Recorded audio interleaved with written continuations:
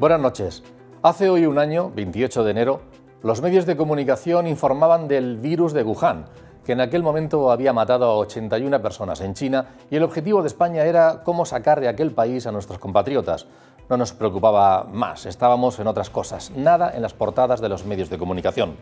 Hoy, un año después, solo en la región de Murcia el coronavirus ha matado a casi 1000 personas, estando inmersos en una pandemia de graves consecuencias, además económicas y sociales, que requieren de la imprescindible aportación de la ciencia, la responsabilidad de toda la sociedad, de ayudas económicas bien reguladas y del buen hacer de los políticos. También de su ejemplaridad, que podría parecer cosa menor cuando lo prioritario es, sin duda, salvar vidas, pero que no debe dejarse pasar para no ahondar más en el descrédito que ya arrastran ante los ciudadanos. Por saltarse los protocolos de vacunación, ya han dimitido altos cargos de la región y de nuestro país, y otros están en jaque, mientras se intensifican las noticias con frecuencia inadmisibles, además de plantearse comisiones políticas de investigación, publicaciones de listas o actuaciones de la Fiscalía. En la decisión final pesan el ámbito de la opinión pública, el político y el legal, pero en este caso de enorme sensibilidad para los ciudadanos por la gravísima crisis, no está siendo el jurídico el principal, sino el de la ejemplaridad, y así debe ser.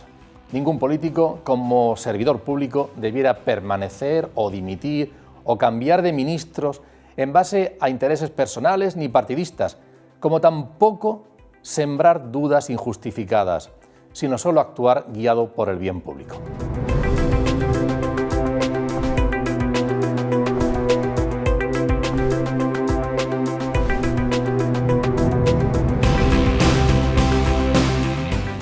Sin duda alguna, hacer el programa mediante conexiones es un condicionante para un programa como este, de tertulia, de debate, y además crítico es con ello Pablo Blesa, nuestro decano de comunicación, pero también nos abre una serie de oportunidades como la que va a suceder esta noche, y es que vamos a contar con 3 académicos de prestigio, que además 2 de ellos en Madrid, y que habría sido imposible concertar con ellos este encuentro de otra manera. Les presento a José María Coello, de Portugal, es profesor de Derecho Constitucional de la Universidad Complutense de Madrid, colaborador de esta casa, de la Universidad Católica. También está con nosotros esta noche Ricardo García, él es catedrático de la Universidad Autónoma de Madrid y profesor de la Facultad de Derecho, también colaborador con esta casa. Y Pablo Blesa, que es el decano de la Facultad de Ciencias Sociales y de la Comunicación de la Universidad Católica. Bienvenidos a los 3, un placer contar con vosotros. ¿Qué tal? Buenas noches. Estamos Buenas noches, Antonio. Yo decía, Pablo, que tú eres crítico a veces con la tertulia de esta manera, pero es un placer contar con nuestros invitados esta noche. Que para empezar me gustaría que nos comentaran cómo veis la situación sanitaria en estos momentos y la percepción que tenéis también de, me parece, ¿no?, una percepción también de agotamiento que existe en la sociedad, especialmente entre los sanitarios, ¿no?, pero también en la sociedad en general. Ricardo, ¿qué te parece? Bueno, buenas noches, es un placer estar en esta casa. Permíteme que antes de responder a la pregunta, cosa que haré, agradezca estar en este programa y con estos contertulios. Bueno, la verdad es que hay una palabra que lo puede resumir y es agotamiento, no solo de los sanitarios, sino de toda la sociedad en general. Y ese agotamiento yo creo que se verifica en 2 aspectos principales. El primero de ellos es la confusión ante las medidas cambiantes, diferentes y distintas en cada lugar de España, de forma que se toman medidas sin saber muy bien por qué y sin una explicación hacia la sociedad, explicación difícil, producto de el largo tiempo en el que se vienen manteniendo. Hace que estemos confundidos, que no sepamos si hay un barrio, si es un centro de salud, o si podemos ir a misa un domingo, o si solo podemos ir lunes, martes, miércoles, jueves, viernes y sábado, como acaban de decretar en Melilla, o cómo funciona. Y en segundo lugar, es el agotamiento ante todo el tiempo que dura la pandemia y la dificultad de movimientos que tenemos. Hay familias que no han podido ir ni tan siquiera a ver a sus padres todavía desde hace muchos meses. Es especialmente preocupante y no parece que el final del túnel sea tan rápido como algunos nos quieren hacer ver. José María. Pues en Madrid, donde también está Ricardo, que por cierto me uno al agradecimiento y a la satisfacción por compartir esta noche con todos vosotros y con la audiencia, pues la situación es muy parecida. Coincido plenamente con la mención de Ricardo al agotamiento, es decir, se está haciendo ya la cuestión un poquito cuesta arriba, digamos, estos toques de queda tempranos, completamente necesarios, pero de alguna manera están condicionando mucho el resto de las horas del día, el resto de las actividades, pues en la comunidad educativa en la que nosotros participamos de una forma especial, pues notas un tono completamente distinto en la gente. Y yo a ese agotamiento, que creo que es evidente y que es especialmente acusado, lógicamente, en algunos sectores, en la sanidad, insisto, en la educación, entre sectores sociales, pues muy particularmente entre las personas mayores, etcétera, añadiría una sensación creciente de incertidumbre, no solamente de una cierta improvisación, como decía Ricardo, sino también de incertidumbre. Es muy difícil, hables con quien hables, da igual que hables con un pequeño comerciante en Madrid, que hables con un compañero de trabajo, que hables, bueno, pues con una persona que se dedica. Es decir, la gente no puede planificarse verdaderamente la plan es ya muy a corto plazo y es muy difícil diseñar nada a pasado mañana. Es decir, esa de incertidumbre también acentúa que el agotamiento, digamos, se acelere. Esa sería mi valoración. Supongo que en la región de Murcia la cosa, tengo entendido que va un poquito mejor, pero aún en prácticamente todas las comunidades autónomas pues nos queda un largo camino por recorrer, me parece, hasta que seamos capaces de doblar la curva y de vencer al virus. ¿Pablo? Bueno, la situación es francamente preocupante, porque por un lado, recordemos que ayer precisamente la pandemia produjo los 100 millones de casos de enfermos en el mundo, y eso significa, en el caso de, y básicamente unos 500.000 diagnósticos diarios de nuevas enfermedades en el mundo y 2 millones de muertos. Pero es que la pandemia que en el mundo está generando estos estragos es particularmente virulenta en el continente europeo, donde cada 17 segundos muere una persona, donde cada día en Europa mueren 5.000 personas. Y es que dentro de Europa, España es uno de los países, como sabemos, si no el más castigado de los más castigados. Y vemos cómo actualmente, en el caso español, podemos ver la irresponsabilidad, el error tan grande de aquella fase de salvar la campaña de Navidad. Porque España, en esta tercera ola, a diferencia de lo que pasaba en primavera, donde España copaba los peores resultados de casos y de muertes, al principio de esta tercera ola, antes de Navidad, España iba muy bien, a diferencia de países como Polonia o la República Checa, donde la pandemia multiplicó por 10 sus víctimas. En España había contención y por primera vez en todos estos meses de pandemia España parecía bien situada. Pero con este deseo de salvar la Navidad, ahora España vuelve a presentar unos datos muy preocupantes que en Murcia en concreto ayer convertían a la región de Murcia en la comunidad autónoma de España con más casos y también con un récord de muertes. En este contexto tan terrible de pandemia desatada global a nivel europeo, a nivel nacional y a nivel murciano, nos encontramos que la política de la Unión Europea respecto a la compra de vacunas y al suministro ha sido desgraciadamente muy débil y ahora mismo no tenemos vacunas en Europa. ¿Y por qué Europa se ha quedado sin vacunas? Porque Europa firmó los contratos con las empresas farmacéuticas tarde, de manera opaca y mal. ¿Y eso qué significa? Que en Estados Unidos el 7% de la población está vacunada, en Reino Unido el 10% de la población está vacunada, en Israel el 45% de la población está vacunada y en Europa solo un 2% de la población está vacunada y nos hemos quedado sin vacunas. Y ahora Europa está presionando a las farmacéuticas para que le entreguen más vacunas. Pero las farmacéuticas, en concreto AstraZeneca, le dice, mire usted firmó contratos tarde, yo tengo que suministrar primero a Reino Unido y a otros países. Usted además no fue muy claro en el suministro, con lo cual ahí vamos francamente mal en el suministro de vacunas y además tenemos una clase política confusa porque en algunos casos, en lo que se refiere a nuestros dirigentes, en concreto al presidente del gobierno, plantean la pandemia como ya superada. Ellos hablan de un futuro en el que estamos ya encarando la recuperación. Bueno, no es el caso actualmente. Estamos en un momento crítico de la expansión de la pandemia. Y luego vemos efectos degenerativos en el sistema,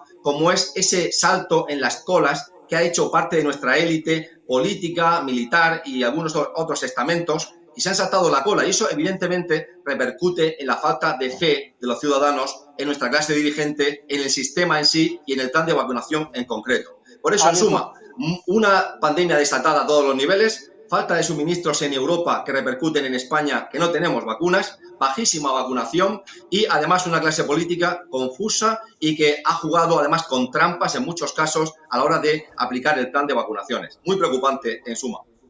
Pablo ha abierto varias líneas que me gustaría tratar. Ricardo, tú también apuntabas un poquito al respecto, porque en efecto hay problemas, se está percibiendo en la sociedad de organización de muchísimos recursos, de recursos sanitarios, UCI saturadas, problemas para pedir citas en los centros de salud, se han aplazado muchas intervenciones, citas con los especialistas. A veces, en efecto, hay un desbordamiento claro, pero otra parte hay que organizar esos recursos, pero también incluso de organización de recursos, de mala organización de recursos sobre el tema de las vacunas, el nivel de vacunación, parón ahora en la vacunación, cambio, aparte de ese salto que decía Pablo. Eso de organizar los recursos no parece, tú que además has sido una persona que has trabajado en la subdelegación del Gobierno de Madrid, por cierto, tanto con el Partido Socialista como con el Partido Popular, y eso es un tema clave, organizar los recursos públicos para atender, y más en estos casos de grave problema sanitario. ¿Tú cómo lo ves? Bueno, a mí me gustaría decir que tenemos que partir que el Estado español es un Estado descentralizado en sus partes componentes. Este peaje que tenemos que pagar por esta estructura hace que tengamos que invertir en algo que se llama coordinación. La coordinación es indispensable para que las cosas puedan funcionar. Se echa de menos la coordinación en materia sanitaria de una manera más férrea. Yo creo que las cosas siempre se pueden hacer mejor y hay que ser especialmente autocríticos de cómo se está haciendo. En relación a las vacunas, bueno, lo cierto es que, como decía Pablo, ya no hay, ya se han repartido todas las que llegaron. ¿Ha funcionado mal? No, de hecho, hay días en que no se han puesto vacunas y ya no tenemos. Yo no estoy tan de acuerdo y permítame, don Antonio, echar un poco de sal a este debate. Porque es que en ocasiones estamos dentro de la corriente que nos lleva y la corriente que nos lleva hace que el pensamiento único no podamos ser críticos. A ver, aquí se está diciendo que es una barbaridad que en la vacuna se hayan puesto algunos representantes políticos o algunas personas que no tenían que tener esa vacuna en base a los criterios de vacunación. Bueno, miren ustedes, los criterios de vacunación tienen que ser flexibles y tienen que ser flexibles en función de las circunstancias. Y esas circunstancias deben encontrar también, en primer lugar, no olvidemos que debe de haber un efecto ejemplificador. Aquí no se está diciendo, pero la legislación que tenemos en concreto sobre la ley de derechos del paciente, en primer lugar, lo que tú puedes es rechazar un procedimiento médico. Es verdad que por motivos de salud pública tendríamos que ir a eso de la proporcionalidad, es decir, si una persona que es vecina mía puede rechazar o no vacunarse cuando me puede estar contagiando. Y entraríamos en otro sector. Pero yo quiero pensar de manera distinta a la generalidad. A mí no me parece mal que determinadas personas que nos representan y que son diana pública para que podamos criticarlos mucho más que a cualquier otra persona, hagan también el efecto multiplicador. Mire usted, los políticos el problema que tienen es que no están en la calle, pero muchas personas lo que vienen a decir es yo no me voy a poner la vacuna hasta que no se la ponga fulano. A mí personalmente me encantaría ponerme la vacuna después de que se la ponga el vicepresidente del gobierno, Pablo Iglesias. Yo desde luego me encantaría hacerlo así. No tendría ningún problema en que fuera de esta manera. Con lo cual, permíteme que sea la voz discordante en este momento. Es verdad que es la primera vez que me invita, pero quería echar un poco de sal a esta herida, si me permite, don Antonio. No, no es discordante, yo creo, porque lo que estás planteando son dos cosas. Si le doy la palabra a José María y a Pablo, lo que estás planteando son dos cosas, en realidad. Una, si el protocolo que se ha establecido es el mejor o podría haber sido otro. En efecto, hay lugares en donde quienes están al frente y quieren dar imagen, pues han dicho, oye, quienes están ahí tienen que ser los primeros. Y además lo han hecho públicamente sabiéndolo todo el mundo, ¿vale? Eso es una cuestión. O este otro que se ha puesto. Puede ser mejor uno o mejor otro, y es lo que tú planteas. Y otra cuestión distinta es que cuando ya está un protocolo aprobado, haya gente que se lo salte. Y que además a veces se lo salte sin esa transparencia, que cuando alguien no tiene transparencia por en medio es porque un político, porque seguramente sabe, es consciente de que puede estar haciéndolo mal. O sea, una cosa es cuál es el mejor protocolo y otra es que una vez puesto en marcha se incumpla. Y por eso digo que son seguramente dos cosas distintas, ¿no os parece, José María y Pablo? Vamos a ver, yo, Ricardo, hablaba de la conveniencia de que algunas personas que por su notoriedad, por su relevancia social, por la situación que ocupan, etcétera, etcétera, de alguna manera puedan ser vacunadas con prioridad, puede ser algo muy pedagógico, muy ejemplificante, podríamos decir, esos referentes sociales para el resto de ciudadanos. Me parece un argumento perfectamente atendible. Pero yo añadiría que, por ejemplo, haciendo mía, lo digo sin ningún rubor, digamos, la opinión que han dado algunos dirigentes políticos, por ejemplo, en los últimos días al alcalde de Madrid, pero también se la he oído reflejada de una forma pues no especialmente alejada, algunos representantes ilustres de la prensa. El otro día comentaba algo en este sentido o parecido García Ferreras. Es decir, de alguna manera a mí me parece que los protocolos deben ser públicos, sí. Deben ser transparentes, por supuesto. ¿Se deben hacer de una forma participada? Naturalmente que sí. Ahora bien, dentro de esos protocolos, insisto, aunque esto probablemente me cueste muchas críticas, yo, que las asumo encantado, yo estoy de alguna manera también porque determinados colectivos y determinadas personas que no se encuentran exactamente en primera línea formal deban tener una preferencia también en la vacunación. Por ejemplo, pensemos en un colectivo policial, vamos a decir en los policías. Pues evidentemente las personas que están atendiendo la seguridad, el orden público, etcétera, tienen que tener una preferencia porque son un personal esencial. Pero yo me pregunto, ¿la persona que coordina ese cuerpo policial, la persona, digamos, que tiene que diseñar esa estructura, la persona que lleva mucho tiempo formándose, un funcionario, digamos, en otra unidad, pero dentro de ese mismo cuerpo policial, aunque no esté directamente en la calle, que, digamos, es quien coordina, quien conoce los recursos que en ese momento de especial tensión se pueden poner al servicio de los ciudadanos, esa persona ¿hay que considerarla vulnerable? Vulnerable probablemente no, pero esencial probablemente sí. Es decir, para que en ese momento los servicios públicos que entre todos mantenemos funcionen de una forma eficiente y lo hagan de una forma ágil, rápida y de alguna manera, en última instancia, protegiendo la vida y la integridad física, la salud de todos, es preciso que estén también bien coordinados y bien dirigidos. Y ahí existe mucho personal, o digamos en distintas instancias locales, autonómicas y nacionales, respecto de los que, bueno, pues yo entiendo que con un protocolo transparente, públicamente conocido, digamos, perfectamente participado, sí deberían tener una cierta preferencia. Realmente, yo creo que sobre este tema de la vacuna han existido abusos, naturalmente, y los abusos hay que perseguirlos como cualquiera dentro de un Estado de Derecho, sin ningún género de duda. Pero también creo que han existido algunos excesos, vamos a decir, rayanos con el populismo, digamos, de crítica política, que lo que ha buscado es el puro ejercicio, insisto, de esa crítica política, mucho más que la eficiente gestión de los servicios públicos. Y en mi opinión puede haber muchas personas que, estoy hablando de funcionarios públicos, de cargos públicos electos, de nombramientos, es decir, de aquellas personas que tienen la responsabilidad pública de coordinar estos servicios, que sin ser personal vulnerable directamente por razones de salud, sí pueden ser personal esencial y, por lo tanto, su vacunación debería ser preferente respecto del resto de ciudadanos, precisamente para que el resto de ciudadanos estemos protegidos de la forma más eficiente que permita la estructura del servicio público. Como sois dos personas del ámbito, digamos, jurídico, del ámbito legal, una de las personas que ha presentado la dimisión en las últimas horas ha sido el fiscal jefe de Castellón, creo que ha sido. Y bueno, Pablo, sí, el fiscal jefe de Castellón, en efecto.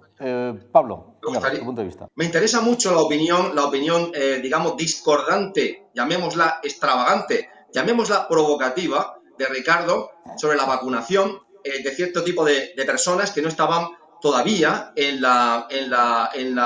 contempladas y que se han saltado la cola, por decirlo con simplicidad. Y ahí ha hecho algunas observaciones muy interesantes. En la primera, ha dicho, a mí me gustaría vacunarme después del vicepresidente del gobierno, porque yo quiero estar seguro de que esa vacuna es efectiva y cuando vea que los líderes se vacunan, a tener un efecto ejemplarizante en la sociedad. A mí ha habido personas que me han dicho, toda esta cuestión, toda esta crisis de imagen de muchas personas es una campaña de imagen para incentivar la vacunación, que se perciba que la vacuna es un bien tan deseado que hay muchas personas en lugares estratégicos, la Junta de Jefes de Estado Mayor, algunos políticos, en consejerías, que hasta se saltan la cola para obtenerla. Por supuesto, esa idea conspirativa es ridícula. Pero hay una gran verdad. El CIS nos dijo hace poco que un 55% de la población española dudaba de la vacuna, dudaba de su efectividad y dudaba de sus efectos. Entonces, es verdad lo que dice Ricardo, que no hubiese estado mal planificar de manera ejemplarizante, contemplándolo en la ley, contemplándolo en los reglamentos, que algunas personas, como ha señalado José María, que no es que estén luchando cuerpo a cuerpo con el coronavirus porque no están en la línea de fuego del coronavirus, pero sí que nos garantizan servicios esenciales en los que la comunidad no puede sostenerse. No sé, bomberos, policías, políticos clave, generales que nos garantizan nuestra seguridad, que garantizan la cadena de mando. Esa gente, ¿por qué no? La sociedad tal vez hubiese contemplado con satisfacción vacunarlos, lo hubiese comprendido, pero no la engañes, no le escamotees la verdad, porque si no hay ley, hay anarquía. Y en el momento en que no has legislado ese aspecto, lo has dejado fuera, no lo has contemplado, has dado pie a un descrédito del sistema de vacunación, has generado una discordia extraordinaria, tal vez has hecho de una manera un tanto burda o estúpida que personas muy relevantes en Murcia, casi toda la plana mayor de la Consejería de Sanidad, caiga en bloque y pueda seguir cayendo. Y algunas otras personas por una falta de previsión. Así que yo creo que es cierto, la población española ha sido reacia y suspicaz respecto a la vacuna. Eso era un gran obstáculo. 2, sí que hubiese sido interesante contemplar la vacunación de personas que nos garantizan servicios para los que no hay reemplazo, personas que tienen un lugar estratégico en nuestra sociedad, en nuestra estructura, en el Estado. Nos hubiese parecido bien a los ciudadanos, pero siempre la ley por encima de todos, porque si no es la anarquía. Y ahí ha estado el gran error. Sobre este tema, en efecto, se han producido aquí en la región de Murcia en los últimos días algunas dimisiones, como por ejemplo las del consejero de Salud, Manuel Villegas, o también la alcaldesa de Molina, Esther Clavero. Este convencimiento, esta actuación, pues está claro que no ha sido así entendida por la sociedad, por lo menos por una parte de la sociedad. Y es un hecho que respeto y por lo que he pedido públicamente disculpas, ¿no? Créanme si les digo que me hubiese gustado irme habiendo terminado la pandemia, pero con tanto ruido esto es imposible. Ahora me despido desde la tristeza y desde el abatimiento de haber sufrido un linchamiento sin precedentes que ha dañado a mi familia y a mi persona. Y respecto del concejal de Salud del Ayuntamiento de Murcia, Felipe Coello, hoy ha sido un día clave y ha cubierto la información nuestra compañera de Popular Televisión, Carmen Sabadell.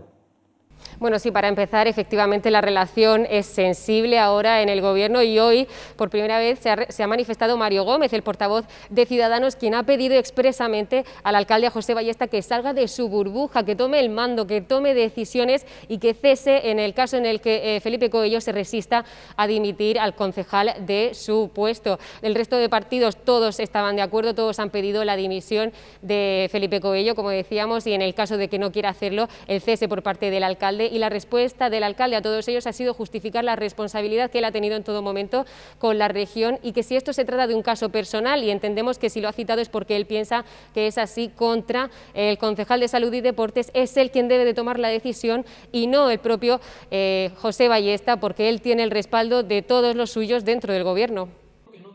Felipe Coello se resiste a dimitir. No pienso dimitir. A mí, todos estos que piden mi dimisión, ninguno de ellos ha votado por mí. Solo se iría si Ballesta se lo pide, pero este no parece por la labor. El que tiene que tomar una decisión no es el que dirige, porque el que dirige se basa en el apoyo de todo el resto del colectivo. Si es una posición personal, el que tiene que tomar una decisión es él. El concejal de Salud del Ayuntamiento de Murcia no piensa dejar su cargo a pesar de la polémica suscitada por haber sido vacunado. Una dosis que le fue administrada, se explica, para a su vez poder vacunar. Porque mi servicio de salud necesitaba en un momento determinado que se le echase una mano para poder vacunar. Defiende que no se ha saltado ningún protocolo porque, según Coello, está avalado por los servicios jurídicos municipales. El servicio jurídico, este informe está muy claro y avala ya no solo el que haya vacunado, sino además avala el que estaba bajo el seguro de la ley. Porque, insiste Coello, aunque no tiene especialidad ni ha ejercido como tal, es médico. Pero en este pleno celebrado hoy no ha encontrado el apoyo que le hubiera gustado, ni el propio alcalde de Murcia, pero tampoco Ciudadanos, socios de gobierno, que apunta duramente a la figura de Ballesta. El peor gestor que ha tenido esta administración en toda su historia. Eso sí, posiblemente el mejor comercial vendiendo humo. Misma postura que maneja el resto de partidos municipales. PSOE, Vox y Podemos piden la dimisión o cese del concejal de salud por haberse saltado el protocolo de vacunación. Esto es un fraude, una desvergüenza, es un acto falto de ética y, sobre todo, sin solidaridad ninguna. Aquel político que se haya saltado el protocolo debe dimitir, independientemente del color político, independientemente de la situación en la que esté. Nos preocupa que el ayuntamiento esté asumiendo un riesgo así, esté administrando, según ha dicho el propio concejal, más de 200, 300 vacunas sin tener un título que lo habilite. Tras el consejero Villegas y la alcaldesa de Molina, Esther Clavero, los grupos políticos reclaman que Felipe Coello sea el siguiente en dejar su puesto. Hemos recogido también las opiniones de dos compañeros de los medios de comunicación, de Pedro González, periodista de COPE y de COPE Murcia, y de Javier Ruiz, que es el director de informativos de Radio Murcia de la cadena SER. Hola, buenas noches, Antonio, a ti y a todos tus invitados. Bueno, son casos diferentes. Empezando por un orden cronológico, si analizamos lo que ocurrió en el caso del ya ex consejero de Salud, Manuel Villegas, tenemos que decir que él en un principio no iba a dimitir y que él dice que es médico, de hecho es médico, y que tiene que vacunarse porque está al frente o es la cabeza visible de la lucha contra la pandemia. Él y una serie de funcionarios del Servicio Murciano de Salud y de la Consejería de Salud. No está recogido ese factor o ese hecho en el protocolo de la COVID. Por tanto, obró de manera incorrecta. Al día siguiente, cuando ya salieron las primeras informaciones, él comparecía en la Asamblea Regional y recordemos que da una rueda de prensa previa, en donde dice que él no se siente culpable de lo que ha hecho y que entiende que lo ha hecho de manera correcta. Evidentemente, a raíz de que Ana Martínez Vidal, coordinadora de Ciudadanos en la región, pidiera a Fernando López Miras su dimisión porque entendía que había cometido una irregularidad, pues hay una serie de presiones en el interior del Partido Popular y al final Manuel Villegas, amigo de Fernando López Miras, tiene que dimitir porque ponía en peligro incluso el posible pacto de gobierno entre Partido Popular y Ciudadanos. Evidentemente, la cuerda se tensa siempre por la parte, en este caso, por decirlo de alguna manera, afectada, como era el exconsejero de Salud, que por cierto para mí hizo una gran gestión o ha hecho una gran gestión de la pandemia y al final ha dimitido. El caso de Esther Clavero, exalcaldesa de Molina de Segura, es diferente. Ella alega, con razón, que es una persona que padece o ha padecido un cáncer, es una persona con tratamiento oncológico y que la llaman del Centro de Salud de Molina de Segura. Luego, al cabo del tiempo, parece ser que esa llamada o esa notificación viene de una persona relacionada con ella muy de cerca. Ella dice que si hubiera querido ocultar algo, en una rueda de prensa también lo declara, lo hubiera hecho con luz y taquígrafos, pero tampoco entra en el protocolo de COVID, y en este caso incluso menos que Manuel Villegas, porque ella ni es médico, ni está en primera línea de tratamiento con enfermos, etcétera, etcétera. Ella dice que se somete al Partido Socialista, que deja su militancia a cargo de lo que decida el Partido Socialista y dio con esa inmediatamente, bueno, pues dice que deja de ser militante. Pero evidentemente eso no bastaba. Tenía que dar ejemplo. Lógicamente, ya Manuel Villegas había dimitido, por tanto, Esther Clavero, también presionada, tiene que dimitir, aunque sea tarde y mal desde mi punto de vista. Y el tercer caso es el de Felipe Coello, el concejal de Salud del Ayuntamiento de Murcia. Él es médico y, ojo, él recibió a principios de enero unas clases para vacunar. Ya ha vacunado a más de 300 personas. Por tanto, él sí entraría en ese protocolo de la COVID porque él estaría en primera línea de vacunación y tratando con enfermos. Tanto para que él no se contagie como para que no contagie, debería vacunarse. Críticas de la oposición, que echa la ley, echa la trampa y que a lo mejor él, evidentemente, ha empezado a vacunar para poder vacunarse, según piensa PSOE y Podemos. Ahí también tenemos un frente abierto que habrá que seguir muy de cerca los acontecimientos para saber si se soluciona pronto o tarde. Los tres casos, desde luego, para mí no tienen nada que ver, son muy diferentes. Hola Antonio, buenas noches desde la cadena SER de la región de Murcia. Bueno, mi opinión en relación a estas tres personas y a estas tres situaciones no tiene que ver solo con la persona, no tiene que ver solo con Villegas, no tiene que ver solo con Clavero, ni con Coello, ni tampoco siquiera con sus partidos. A mí lo que me preocupa de esta situación es cómo esto genera un descrédito hacia la estructura, hacia la política y hacia la administración, sobre todo la sanitaria, que ahora mismo necesita la máxima credibilidad, mientras que los sanitarios, los profesionales de la sanidad murciana están dejándose la vida literalmente, en algunos casos, desgraciadamente, en su trabajo, hemos visto cómo se han confirmado las sospechas que todo murciano, todo español teníamos de que este proceso de vacunación no iba a estar exento de la picaresca. Al final, el problema cuando surgen estos casos es cómo la ciudadanía confirma esas sospechas que siempre tenemos de que en España, en Murcia, las cosas a veces se hacen mal, a veces se cuela al amigo, al hermano, al colega, al cargo público, y desgraciadamente toda esta oleada de casos, con sus casuísticas cada uno de ellos, lo que han generado es una falta de credibilidad tremenda en el sistema, en la estructura, y eso no es una cosa que se soluciona fácil, porque la idea establecida de que hay corrupción, porque no tiene otro nombre, en nuestro país, es algo que está en la mente de todos. Y va a ser muy difícil que se pueda recuperar el sistema sanitario de esta situación de falta de credibilidad que ha creado lo de Villegas, lo de Clavero y lo de Coello. Yendo a casos particulares, en el caso de Villegas, lo más grave es que además yo creo que no han terminado de entender que hicieron mal las cosas. Siguen insistiendo, y eso está lejos de toda duda, en que Manuel Villegas es un excelente profesional, cosa que yo también pienso, pero siguen sin entender que cometieron un error, que es que se priorizó un grupo de vacunación que no estaba en el protocolo o que se hizo una interpretación del protocolo que no era la correcta, cuando hemos podido comprobar que quedaba gente sin vacunar en primera línea de batalla en sobre todo la línea asistencial de los hospitales. No eran muchos, había mucha vacunación y de hecho la región de Murcia lo está haciendo, entre comillas, bastante bien con los medios que tiene, pero la realidad es que se ha vacunado antes a altos cargos y veremos a ver a cuánta gente más, porque ya sabemos que la lista algún día seguro la conoceremos, ya veremos cómo.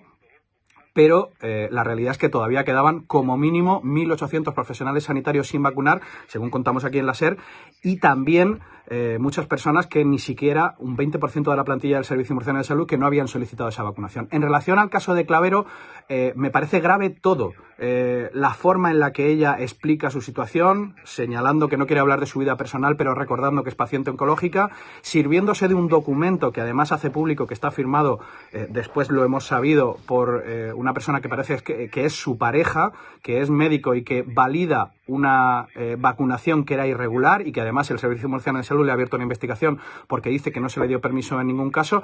Y esa situación de, no, es que se me está linchando, que han usado tanto Villegas como Clavero, que es realmente increíble, cuando la realidad es que hay un consenso generalizado de que han hecho las cosas mal. Por último, en el caso de Coello, que todavía sigue sin dimitir, esa sensación de buen samaritano, esa sensación de estoy haciendo las cosas porque mi alma me llama para hacerlas, pero la realidad es que el señor Coello también se ha saltado el proceso de vacunación. Así que un 0 para los tres. Vamos a otra cosa y sobre todo, como dijo el otro día el presidente, en eso sí que estoy de acuerdo, no hay ni un segundo que perder más en este tema y hay que seguir combatiendo el coronavirus, que es realmente lo importante. Un saludo, hasta luego.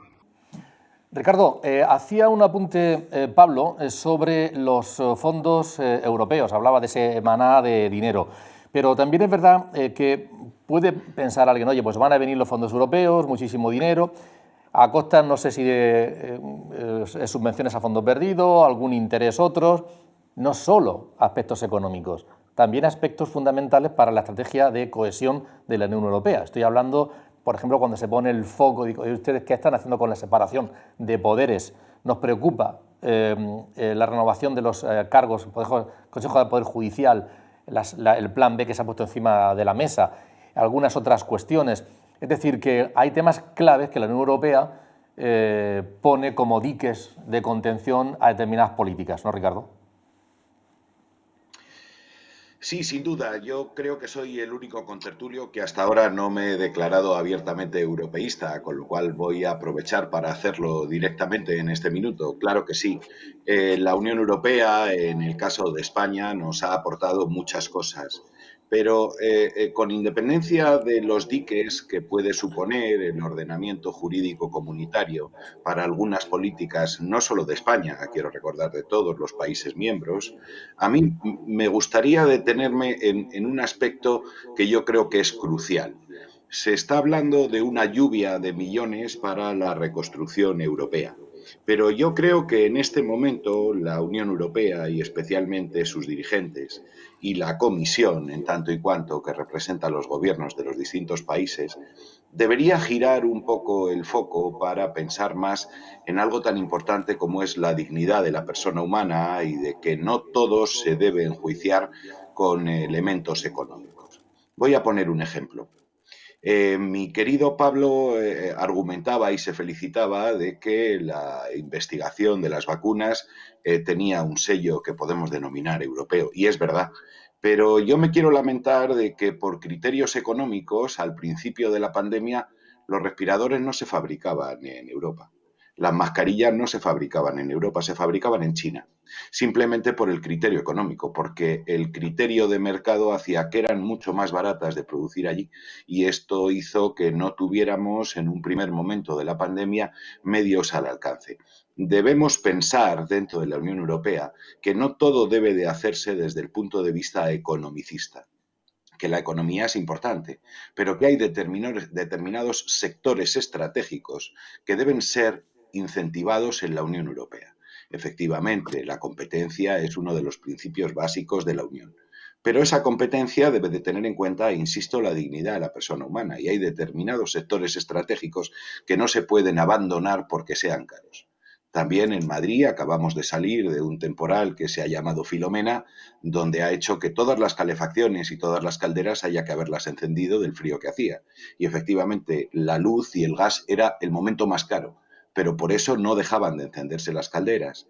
Quiero decir, hay que saber evaluar que estos comportamientos que inciden en la necesaria dignidad humana y en el desarrollo de la vida en términos dignos deben de ser especialmente atendidos por la Unión Europea.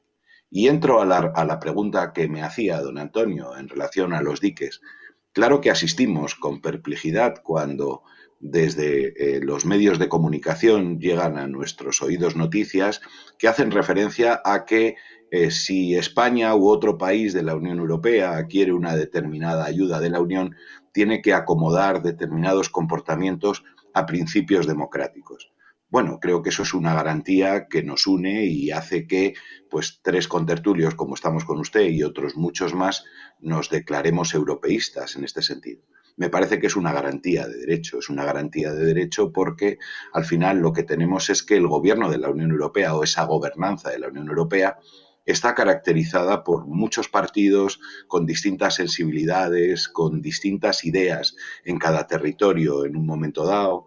Bueno, en fin, yo creo que esta es la garantía de unidad de actuación y de políticas comunes en el marco de la Unión Europea. José María, a veces hemos escuchado noticias, se han encendido luces desde Bruselas, luces rojas o naranjas, respecto de España en cuestiones que tienen que ver con el ámbito judicial y separación de poderes, relación con los medios, el tema, por ejemplo, económico, salarios, pensiones o, no sé, algunos de ellos, ¿no? Se me ocurren entre otros. Bueno, pues efectivamente, Antonio, digamos, como muy bien definía Ricardo, en el que la Unión Europea está haciendo un esfuerzo, ha hecho un esfuerzo, como subrayaba Pablo, aportando, exorbitante, es decir, como nunca en su historia, como recordaba la posición europea, para la cohesión, para de alguna manera no dejar atrás a los estados que la integran, para en estas situaciones, vamos a decir, complejas, difíciles, que ha podido crear el Brexit, esta crisis interna, que la Unión Europea no solo no salga perjudicada, sino que salga muy reforzada en su cohesión, ya no solo social, sino también política.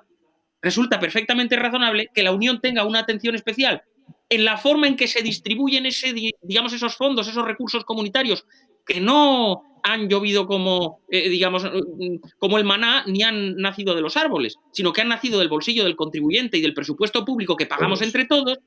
Es lógico que la atención especial a que todo aquello que pueda lesionar mínimamente el principio democrático o pueda no ser perfectamente conforme con la separación de poderes o pueda, de alguna manera, desalinearse mínimamente de los valores del Estado de Derecho que debe imperar en la Unión Europea porque es parte del pacto comunitario desde su génesis, se deban pedir con mucha exigencia. Y ahí es donde, Antonio, tienes toda la razón de que si bien esto es un fenómeno transversal a los 27 estados, bueno, pues hoy, y además, digamos esto, cuando se ha exigido respecto a otros estados, lo hemos visto como observadores pues de una manera muy natural. Bueno, pues ahí es donde España, de una manera como muchas veces sucede en el método comunitario, de una manera más informal que formal y más oficiosa que oficial, de alguna manera se nos ha dado un toque serio acerca de pues nuestras iniciativas legislativas, en concreto en relación con el Consejo General del Poder Judicial.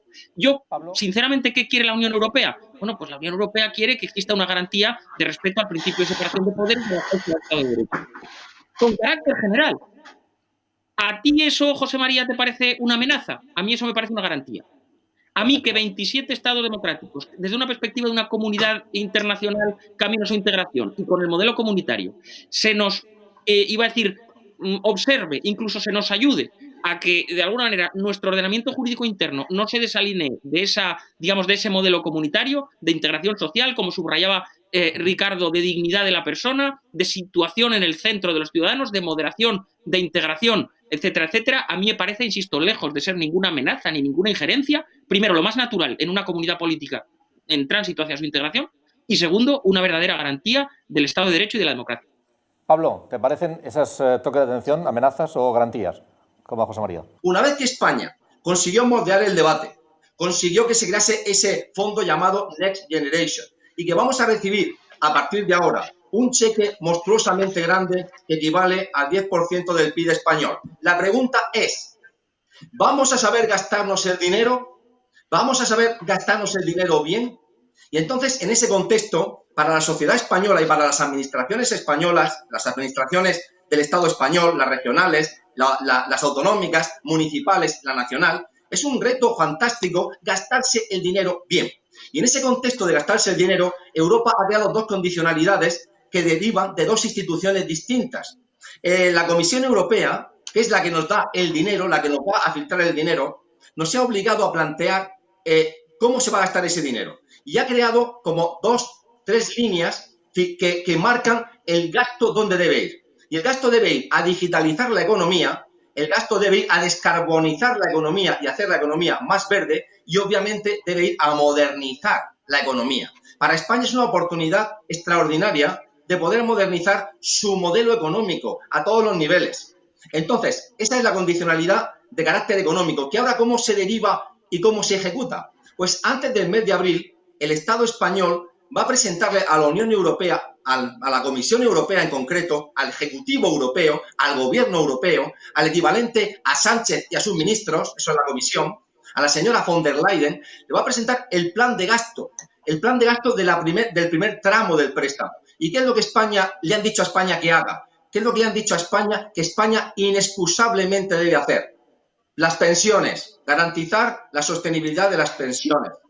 En segundo lugar, España debe mejorar su mercado interior. Tanto regionalismo, tanta tensión autonómica ha llevado a que el mercado económico español esté bastante fraccionado, esté bastante dividido.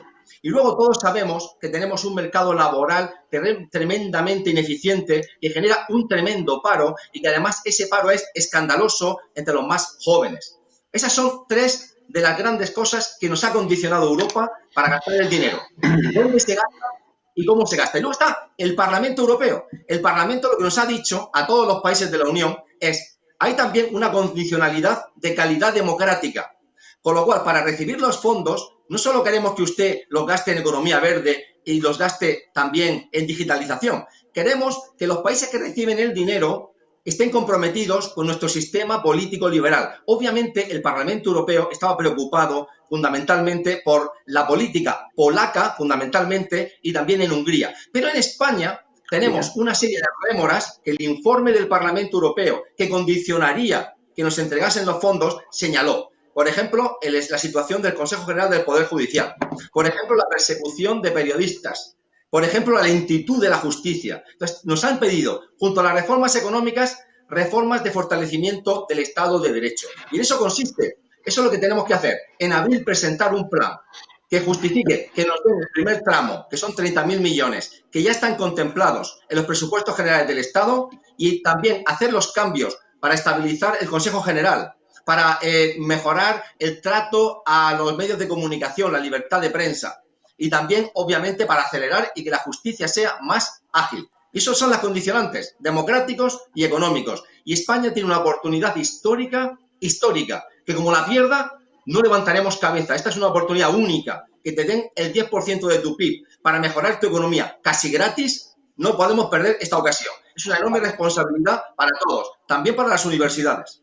Pablo, sobre esa cuestión, a mí lo que me preocupa es que esos fondos, bueno, y a vosotros también, que esos fondos realmente lleguen a lugares, a sitios, a personas, a iniciativas emprendedoras, a empresarios, que se puedan invertir con eficacia, que se repartan sin sectarismo y que haya un control en ese gasto. Creo que esas tres palabras, sectarismo, control y eficacia, van a ser clave. Vamos a ver cómo se juega todo eso.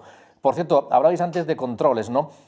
Quiero retrotraerme antes, hablando de la crisis que se ha abierto con el tema de saltarse o no la lista de las vacunas y demás.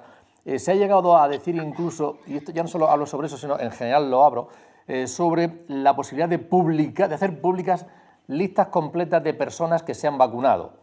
De hecho, desde el Gobierno, desde el Ejecutivo, se ha anunciado que va a haber transparencia y que se pide información a la Agencia de Protección de Datos para que autorice dar a conocer públicamente la lista de todas las personas que se vacunan. Bueno, nos hemos ido a Miguel Sánchez, que es experto en protección de datos de Auren Consultores, y nos traslada el siguiente análisis. Datos de salud, datos referidos o datos de carácter de que tienen una categoría especial, pues estos datos merecen de una restricción y la agencia es restrictiva en este aspecto. ¿Por qué? Bueno, la agencia dice que estos datos de salud, excepto que se actúe conforme a una autoridad sanitaria, o sean las autoridades sanitarias las que digan cómo tratarlos, tengan un interés público, hay una norma legal que nos habilite ese tratamiento o tengamos un consentimiento de esa persona, pues no se puede tratar esa información y mucho menos hacerla pública. El gobierno regional tenía dudas de si eso era legal o no. Hasta ahora no tengo conocimiento que la agencia se haya pronunciado al respecto. Pero bien es verdad que el reglamento europeo, del cual nace toda la legislación que tenemos aquí en España sobre el tema de la protección de datos, los datos de salud que merecen siempre una especial protección deben tratarse siempre con fines sanitarios y con fines relacionados con la salud. El tratamiento que hacemos de datos especiales o de una categoría especial, sin el consentimiento y sin ser necesario para el interés público, no pueden hacerse, digamos que publicarse. Solo con el consentimiento del afectado, en este caso del interesado, o que esta persona haya hecho públicamente una manifestación donde se ha vacunado, el Gobierno Regional de Murcia no podrá proporcionar esa lista ni confeccionarla. Debe de cumplirse varios principios de la Ley de Protección de Datos, como son el de proporcionalidad, es decir, ¿es proporcionado o no tratar esa información? Creemos que es desproporcionado en este caso. ¿Qué datos vamos a tratar? Creemos que los datos que puedan tratar para controlar esa información debe cumplir con el principio de minimización de datos. Y, por último, confidencialidad y secreto. Es decir, el propio reglamento dice que cualquier diputado o diputada, cuando tenga acceso a esa información, debe de guardar confidencialidad y secreto de cualquier información que tenga. Con lo cual entendemos que un diputado podrá acceder a determinada información, pero no creo que tenga habilitado el propio reglamento para que pueda acceder a esa información. Quiero que comentemos dos cosas más en este programa. Por una parte, esta noche, Ricardo, se abre la campaña electoral en Cataluña. La verdad es que nos da la impresión, desde muy lejos, que estamos en cualquier caso, pero da la impresión de que, por una parte, ha habido que elegir, ha habido una lucha jurídica sobre si se atrasaban por la situación de la pandemia o prevalecía el proceso electoral, y luego da la impresión de que hay menos tensión de la que hubo en las anteriores, que desembocaron, como todos sabemos, en el proceso. ¿Cuál es tu punto de vista, Ricardo, al respecto? Bueno, el punto de vista en relación con las elecciones catalanas es también controvertido, don Antonio. Toda esta noche nos está preguntando cosas que no son nada fáciles. Quiero decir, porque me venía a la cabeza, escuchando su pregunta, unas imágenes que vi en una televisión ayer donde decía que va a haber una franja horaria para que las personas que están de alguna manera afectadas por el COVID puedan ir a votar y se van a facilitar trajes especiales a los miembros de la mesa. Es verdad que yo no he tenido nunca el dudoso honor de ser presidente de una mesa electoral, pero no es menos cierto que no me imagino una mesa electoral con equipos de protección tanto de los vocales como del presidente, como de los interventores de distintos partidos políticos.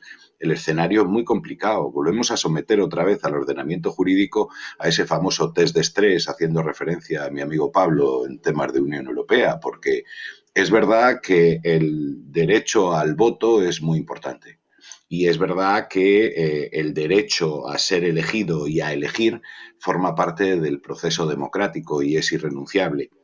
Pero fíjese, es verdad que el derecho a la seguridad debe de existir. Por otra parte, ¿qué escenario vamos a tener de aquí a 15 días? Pues yo creo que esa es la pregunta del millón. El escenario que vamos a tener de aquí a 15 días es un escenario semejante al que teníamos en España antes de las Navidades, donde la tasa de contagio era mucho más baja. ¿Quién se va a encargar de acometer las medidas de seguridad para que se pueda celebrar tranquilamente un proceso electoral? En un proceso electoral se abren muchos colegios. Esos colegios implica también la necesidad de que pase mucha gente. En esos colegios van a ir nuestros menores el lunes, porque con independencia de la votación, al día siguiente continúan. Hay que hacer todo un proceso de limpieza. Mire usted, yo he tenido que coordinar algún proceso electoral en alguna ocasión y estando ya en circunstancias normales es un proceso especialmente complejo. Especialmente complejo porque siempre da lugar, cada vez menos en España, pero siempre da lugar a que algunos radicales puedan tomar alguna represión, precisamente porque la comunicación mediática hace que tengamos una caja de resonancia ante cualquier situación que pueda adoptarse. La Junta Electoral trabaja por la calidad del sistema y de que el derecho a elegir y a ser elegido sea lo más transparente posible. Yo creo que estamos en una situación de estrés especialmente importante. Cataluña ya nos ha situado en otros elementos especialmente diferentes porque determinadas elecciones autonómicas se planteaban en términos plebiscitarios cuando eran otra cosa distinta. Hombre, yo creo que ese gas que hemos tenido en otras ocasiones en este momento no existe o no existe mucho, precisamente por el agotamiento y el desistimiento que después de más de 10 años con un deseo cuasi de derecho natural primario, lo que se ha llegado a la conclusión es que no parece posible que esto sea, salvo que alguien se quiera ir a vivir otra vez fuera de España, en los términos de esa euroorden, que yo lo pongo también en primera fila de necesidad de abordar por parte de los poderes europeos. Dicho todo esto, tenemos un gran problema encima de la mesa, don Antonio, porque esto es como cuando se pregunta a los niños si quieres más a papá o a mamá. Es que se quiere mucho el proceso electoral, pero también es necesario asegurar la seguridad. Y el problema es que los escenarios tan cambiantes. Es verdad que se ha elegido la fecha del 14 de febrero, día de San Valentín, que es mejor que otras fechas para realizar elecciones por el sentimiento que puede tener esa fecha, pero esperemos que el amor nos infunda a todos mucha tranquilidad en el proceso electoral. José María, lo apuntaba Ricardo, sobre que ha bajado esa tensión, ese gas se ha reducido. Yo no sé si se ha ido desinflando por cuestiones políticas o las sentencias judiciales, el papel jugado por la Administración de Justicia con esas condenas que han aparecido y que se han ido estableciendo, pues ha hecho que, de efecto balsámico, ¿no? A la hora de que se aborde el presente y el futuro por parte de determinados independentistas en Cataluña. Bueno, yo creo, Antonio, que hay que, digamos, separar varios planos. En primer lugar, la situación en Cataluña, evidentemente, ha sido de mucha tensión. Yo creo que los tribunales han hecho su trabajo conforme a lo legalmente dispuesto. En España tenemos una tendencia casi atávica, ¿verdad?, echarle la culpa de todo a los jueces. Los jueces, prudentemente, aplican lo que está previsto en el ordenamiento jurídico. También hay que acordarse, digamos, del legislador de vez en cuando, que es quien prevé estas cuestiones. Por lo tanto, efectivamente, hay un proceso de tensión que indudablemente, fundamentalmente a través de vías políticas y no haga falta, digamos, con toda la eficacia normativa de la ley, es preciso, digamos, reducir. Eso lo tengo claro por una cuestión, podríamos decir, de salud democrática. Es decir, los niveles de tensión en Cataluña hay que rebajarlos y, desde luego, eso me parece que estaremos todos de acuerdo en que constituye una necesidad. Pero me parece que en estas elecciones se ha añadido una nueva tensión, que es la del propio procedimiento electoral, y cuándo van a celebrarse, y cómo van a celebrarse, y en qué términos van a celebrarse, y cómo va a ser la campaña, etcétera, etcétera. Entonces, a mí me parece que en sí mismo que tengamos que tener esta discusión es ya un pequeño fracaso, y que tengamos que tener esta discusión es un indicio muy claro. Hace poco hablábamos de coordinación interadministrativa en relación con la gestión de las cuestiones de las vacunas y de la pandemia. Bueno, pues aquí hay que hablar directamente de coordinación política. Vamos a ver, muchas veces decimos el derecho es un instrumento para resolver controversias. Sí, pero en última instancia. En primer lugar, el derecho no está para resolver las controversias, está para evitarlas. Y es inmenso el porcentaje de controversias que con una buena intervención jurídica, digamos, se evitan. Y esto también es aplicable al plano electoral. A mí me parece que, digamos, cuando tú tienes un problema de hecho, si le das un buen tratamiento normativo, el problema, no te voy a decir que desaparezca, pero se puede paliar bastante. Hoy tenemos un problema de hecho evidente, que es una pandemia declarada por la Organización Mundial de la Salud, que está dejando un resultado en vidas humanas y en dolor y en sacrificio inmenso. Bien, este problema de hecho, si sobre él se legisla mal en relación con otros derechos, por ejemplo el de participación política, es decir, si este problema de hecho no tiene un buen reflejo en la ley, además de tener un problema de hecho, tendremos un problema de derecho, que es exactamente lo que nos encontramos ahora. Porque fíjate que en última instancia parece que la pregunta que hay que responder es: ¿tú estás más con el derecho a la vida, a la integridad física y la salud de los ciudadanos? ¿O estás más con darle preferencia a su derecho a la participación política? Pues mira, si se hubieran hecho las cosas de una forma coordinada, estaríamos con las dos. Nuevamente, ¿a quién hemos dirigido el foco? A los jueces. Los jueces han suspendido, los jueces han dicho, los jueces van a decir mañana, los jueces están sumiendo en una incertidumbre muy grande el proceso electoral en Cataluña. No es verdad. Los jueces lo que están diciendo es que las cosas no se pueden hacer así. No que no se puedan hacer, sino que con los instrumentos normativos en el marco de una situación, de un estado de anormalidad constitucional, en una situación en la que está declarado un estado de alarma, con muchos meses, vamos a decir, de necesaria cohonestación de muchos derechos fundamentales. Al igual que hoy día una manifestación se ejerce de una manera distinta, cosa en la cual Ricardo García es un gran experto, en la manifestación digital, etcétera, etcétera, igual que una manifestación se ejerce de otra manera, igual que, otros muchos derechos, la libertad de circulación hoy la ejercemos de otra manera, nadie se opone, tiene toda la lógica que exista una incidencia, participación política, y que organicemos, que adaptemos la participación política a las circunstancias de la pandemia. Ahora bien, lo que dicen los jueces, para eso hacen falta instrumentos normativos. Y como esto no ha estado bien previsto en el derecho, en la forma en la que tenemos que abordar ahora, lo que no se puede hacer sin más y sin que esté claramente definido así por un pronunciamiento del Parlamento, de las Cortes Generales, lo que no se puede hacer sin más es limitar el ejercicio de un derecho fundamental. En suma, que siendo evidente que tenemos un problema de hecho, si no legislamos bien y si no resolvemos bien la cuestión normativa, precisamente para evitar los problemas posteriores, además de un problema, digamos, de hecho, tendremos uno de derecho inmediatamente, como creo que se ha generado en esta situación.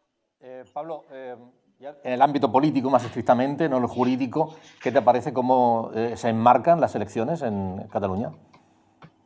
La política es todo. La fecha oficial establecida por el Parlamento catalán, por el Ejecutivo catalán, por Torra, la que se aprobó, es el día 14 de febrero. Y a partir de ahí, ¿por qué se ha politizado la fecha?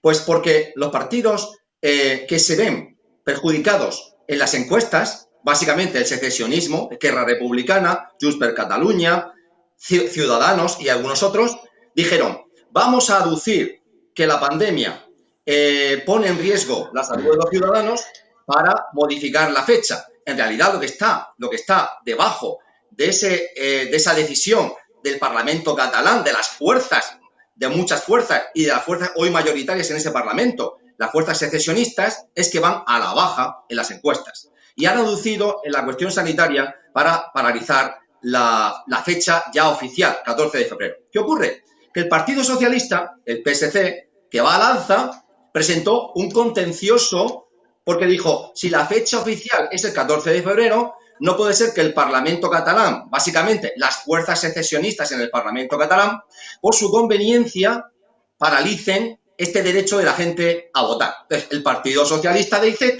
presentó un contencioso y en ese momento los jueces han tenido que dirimir. Y los jueces dirimieron en el sentido de mantener la fecha del 14 de febrero. Es verdad que dejaron un margen por si la epidemia adquiría nuevos tintes, más virulencia, y que se pudiese todavía, hasta el 8 de febrero, podría cancelarse la votación. Pero básicamente los jueces decidieron en que prevalecía la fecha establecida. Entonces, a partir de ahora, para mí, se abre un proceso fascinante en las elecciones catalanas, que yo voy a seguir desde luego con mucho interés, porque hay muchos enigmas. El primero era básicamente si se iba a votar. El segundo es qué va a pasar con el despiece de una fuerza como Ciudadanos. Todas las encuestas apuntan a que Ciudadanos, que ganó las últimas elecciones en Cataluña, con Albert Rivera, se va a despiezar, se va a fundir como un helado en verano en la canícula. ¿Quién se va a quedar los votos de Ciudadanos? A partir de ahí se produce un fenómeno muy curioso. Es el llamado efecto Illa, que yo también lo llamo efecto Tezanos. ¿Por qué?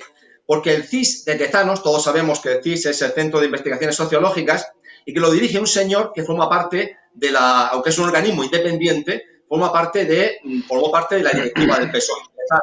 Pues el último CIS aventura que el Partido Socialista de Cataluña, liderado por el exministro desde ayer de Salud de nuestro país, el señor Illa, Salvador Illa, ganaría las elecciones. Esto es un vuelco extraordinario, porque no olvidemos que durante los últimos 10 años la política catalana ha estado enlodada en una permanente efervescencia emocional para romper las junturas del Estado democrático español. Lo que nuestra democracia española ha engendrado en Cataluña es una monstruosidad, es un tumor, es un fanatismo democrático que ha llevado a gente demócrata, como Junqueras, como el señor, los exiliados en Bélgica o en Escocia, a verdaderas barbaridades en nombre de la democracia. O sea, gente que se ha fanatizado sobre sus postulados de tal forma, desde dentro, que ha generado este aborto en nuestra democracia, esta infección vírica. Y ahora, ¿qué ocurre? Que la pandemia va a llevar a los ciudadanos a tener que elegir entre esto: seguir en la fantasmagoría, en el sueño, en la distopía o en la utopía del Estado catalán independiente, o ir a las cosas del comer, ir a las cosas de la gobernación y votar por la eficacia. Entonces aquí es muy interesante porque vamos a ver si los votantes catalanes optan por el posibilismo dentro del secesionismo que representa Esquerra Republicana, u optan por el frentismo y optan por el delirio de Junts per Catalunya del señor Puigdemont. A nosotros los españoles, a los que somos constitucionalistas, ¿qué es lo que nos interesaría? Pues voy a decir esto: nos interesaría que Tezanos y el CIS llevase razón, que Illa ganase las elecciones y que ese Partido Socialista unido al proyecto español, con IZ en el Ministerio de Asuntos Territoriales desde ayer, fuésemos capaces de conducir al secesionismo posibilista de Esquerra Republicana, que es hoy pragmático, con Junqueras en la cárcel y con Pere Aragonés en el gobierno, al predio de vuelta a la democracia española. ¿Y eso qué va a requerir? Va a requerir magnanimidad, va a requerir indultos, va a requerir diálogo, va a requerir nunca aceptar un referéndum y va a requerir paciencia para, igual que pasó con ETA, derrotar a esta enfermedad de la democracia española en Cataluña y traer a aquellos que son rescatables, hoy Esquerra Republicana, de vuelta al interior del útero de nuestra muy buena y sólida democracia. En el fondo, esta gente, estos secesionistas catalanes, tanto Esquerra como Junts, es que nos avergüenzan. Es que uno, como demócrata español, sale a Europa y se te acerca de vez en cuando alguien en Bélgica o en Holanda y te pregunta: ¿pero qué pasa en España? Es que no sois un país democrático. ¿Por qué no dejáis que los catalanes voten? Pero es que es una vergüenza para la democracia española lo que han hecho estos señores vándalos de nuestro sistema democrático, en concreto Puigdemont y Junqueras. Pues espero que gane el Partido Socialista, que gane el constitucionalismo y que la parte transformable, la parte convencible del secesionismo, hoy ERC, vuelva al interior de la democracia española. Hay otro punto fundamental en estas elecciones, apasionante, Si el Partido Popular, que va a crecer en Cataluña por el desfonde de Ciudadanos, va a ser, a la vez que crece, sorpasado por Vox. La posibilidad de que por primera vez en un territorio, en España, el Vox sorpase al Partido Popular como la opción de la derecha. Esa incógnita también me parece apasionante de resolver en estas elecciones del 14 de febrero. Vamos a terminar ya el programa, pero quiero pedir una opinión a Ricardo sobre una cuestión. Hemos estado trabajando, Pablo Blesa lo sabe bien, con otros compañeros, en el Observatorio Español de Estudios Demoscópicos. Es un observatorio que ha creado esta institución de la Universidad Católica por iniciativa de su presidente, José Luis Mendoza, en donde hemos hecho un estudio, un barómetro hace poquito. Lo hemos analizado ampliamente en varios programas aquí, pero hay una cuestión que yo sé que Ricardo García es experto en ello y le pido su valoración. Una de las preguntas que hacíamos era sobre qué opinan los ciudadanos acerca de la libertad o no, la posibilidad de elegir centro por parte de los padres, ¿no?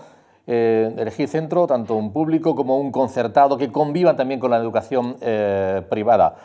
Y vamos a ver un gráfico con los resultados, esos resultados aquí en la región de Murcia, no sé si sería extrapolable en los mismos porcentajes a nivel nacional, pero más del 58% de los ciudadanos reclaman que las familias tengan libertad de elección de centro de enseñanza para sus hijos y consideran que debe ser complementaria la educación pública, la concertada y la privada, no subsidiaria, sino complementaria. Ricardo, ¿cuál es tu opinión? Sé que tú este tema lo has trabajado muy bien.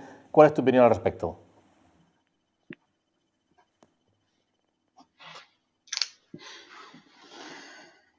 Sí, Ricardo.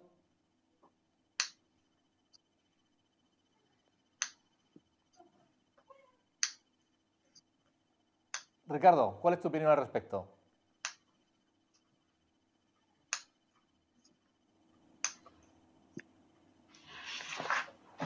¿No me oye? Ricardo, ¿cuál es tu opinión al respecto de ese resultado, de esa opinión de los ciudadanos? Bueno, don Antonio, esto que me pregunta es interesantísimo. Escuchando lo que decía mi querido Pablo, donde ya hemos visto que no es muy partidario de los secesionistas catalanes, ¿verdad? Me venía a la cabeza una frase que enlaza perfecto con la pregunta que me hacía, y era la frase que decía el general de Gaulle después de la Segunda Guerra Mundial, que decía que para tomar las calles no hacía falta sacar a los tanques a la calle, sino tomar la educación. Yo creo que esta frase dice mucho en relación a la pregunta que me está haciendo. Como elemento previo, es absolutamente necesario que instituciones lleven a cabo la labor de estudios como se está haciendo en este caso, como decía usted, a través de este informe. Porque, mire usted, si este porcentaje del 58,1%, y me puedo equivocar, pero mi compañero José María seguramente me podrá corregir, con un 58,1% de votos en el Congreso de los Diputados, se tendría aproximadamente un 80% largo de los escaños aproximadamente en aplicación de la ley DONT.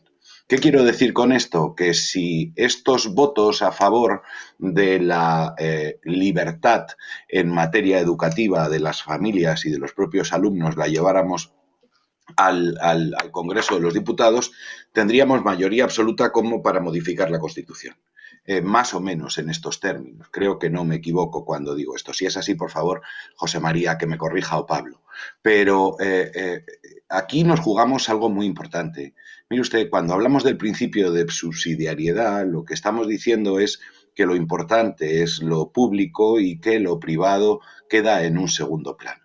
Esto para algunas cosas puede estar bien y es absolutamente necesario, pero en el ámbito educativo, en la Constitución española, el ordenamiento jurídico que tenemos aplicable y la interpretación que se ha venido haciendo por el Tribunal Europeo de Derechos Humanos y especialmente por el Tribunal Constitucional prácticamente desde sus inicios, nos dice otra cosa bien distinta y nos viene diciendo que el derecho a crear centros docentes, me da igual que sean de educación, de enseñanza básica o universitarios, no se agota solo en la creación del centro, sino que continúa también en la administración del mismo. De forma que el Estado, en sus diferentes formas, me da igual que sea el Estado central o las comunidades autónomas o incluso un ayuntamiento, que también hay colegios que pertenecen a ayuntamientos, no puede limitar la iniciativa privada de forma que quede en un procedimiento subsidiario, porque de alguna manera lo que está limitando es el propio artículo 27 de la Constitución.